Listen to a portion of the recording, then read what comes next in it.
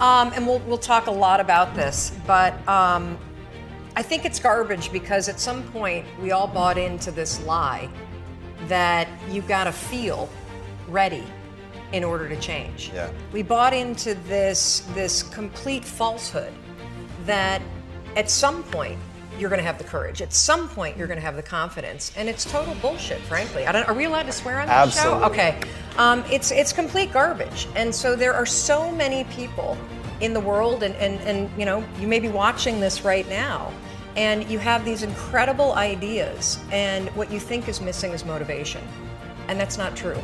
Because the way that our minds are wired and the fact about human beings is that we are not designed to do things that are uncomfortable or scary or difficult. Our brains are designed to protect us from those things because our brains are trying to keep us alive. And in order to change, in order to build a business, in order to be the best parent, the best spouse, to do all those things that you know you want to do with your life, with your work, with your dreams, you're going to have to do things that are difficult, uncertain, or scary, which sets up this problem for all of us. You're never going to feel like it.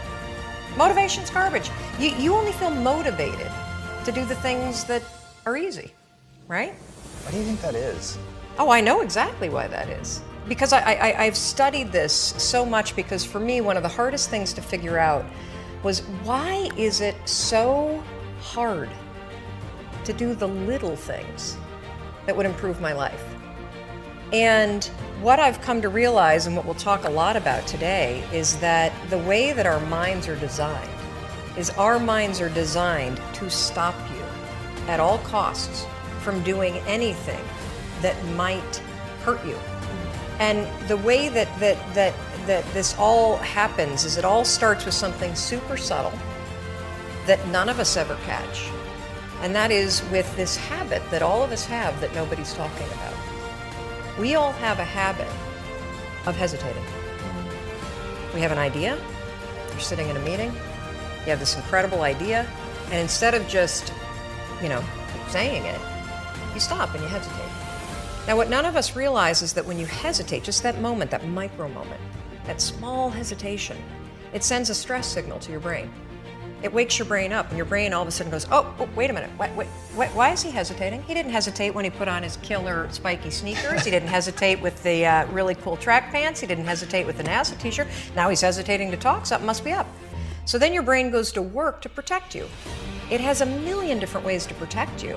One of them is called the spotlight effect. It's a known phenomenon where your brain magnifies risk. Why? To pull you away from something that it perceives to be a problem. And so you can truly trace every single problem or complaint in your life to silence and hesitation. Those are decisions. And what I do, and what's changed my life, is waking up and realizing that motivation's garbage. I'm never going to feel like doing the things that are tough or difficult or uncertain or scary or new, so I need to stop waiting until I feel like it. And number two, I am one decision away from a totally different marriage, a totally different life, a totally different job, a totally different income, a totally different relationship with my kids. Not like one decision, I'm divorcing you in the marriage example, but one decision on, you could be having a conversation with your spouse and you feel your emotions rise up, and within a tiny window, those emotions can take over and can impact how your marriage goes. Or you can learn how to take control of that micro moment and make a decision to act in a way that actually shifts your marriage. Your life comes down to your decisions, and if you change your decisions, you will change everything. Yeah, I mean, that core concept comes through so powerfully in your book, which is phenomenal, and I would love it if you would take a second to tell people the story of how, and by the way, I wore the NASA shirt because of the imagery. That why you wore it? Yeah, of course. Oh my God, I'm like falling my glasses off. That is, I did not even get that. I was going to ask you why you wore that shirt. Yes. Oh my gosh. Wow. So you break it actually down. do your homework. Oh, of course. No, absolutely. Okay, so let me just take you back. So what you're talking about is the 5-second rule, which has become literally my life's work. And it was all a gigantic mistake. I read up on you too and understand how Quest was born out of misery. The 5-second rule and my life now and my 20-year marriage and everything that I'm doing and the companies that I've built and sold and the company I'm building now, it all comes back to a point in my life that completely and utterly blew. I was 41 years old. I was unemployed. My husband had started a restaurant business, which was his dream. This is actually a funny story. When he got laid off from a big job in high tech, and I think he was really relieved. You know how a lot of us wait to quit our jobs and then we get laid off and we're like, yes. And he said, I'm not going to look for a job. I'm going to go into the restaurant business. And I think I said the most famous lines of our marriage at that point. I looked at him and I said, listen, buddy, inspiration is for strangers. You get your butt back to that job and you pay the mortgage. And again, micro moment where I'm being a jerk instead of being a supportive wife. But that's an example of where when he said he was not going to go get a job, but he was going to start a business, the first thing that was there was fear. And so fear was making the decision for me. God, I love that you can share that though. That's so powerful. Well, so what happened is the first restaurant was a home run. And of course, what do when things are successful? You grow it. You grow it really big. And so they decided to raise some money. And we threw in our home equity line, the kids' college savings. They tried to open a second and a third, and at the same point, a grocery store chain encouraged them to go into wholesale. So it basically got way too big, way too fast, and the wheels started to come off. And they came off so badly that the second restaurant failed, and they held on to it for too long, like a lot of us do. It's another trick our brains play on us called sunk costs. When you throw a ton of time and a ton of money at something, it's really hard to let go of it. And if you haven't done it in business, we all have a relationship in our past, stayed way too long. That was a trick your brain played on you. So by the time that they closed the second restaurant, it was an $800,000 loss. I mean, that meant our entire home equity line gone. Right. It meant kids' college. I get just choked up just thinking about how terrifying it was. And so I found myself at the age of 41, like just feeling like a complete failure, and so did Chris. And to make it worse, not only had we lost all of our savings, but so many friends and family members had invested. And so there was this real tension between the truth of what was happening and what you had to do in public, because it was public business. Shame, failure, embarrassment, and the liens started to hit the house. The phone started to ring, and it was nothing but collection calls. And I just remember feeling this tremendous shame. And at some point, I think we all hit that moment in life where things just are not going how you thought they would go.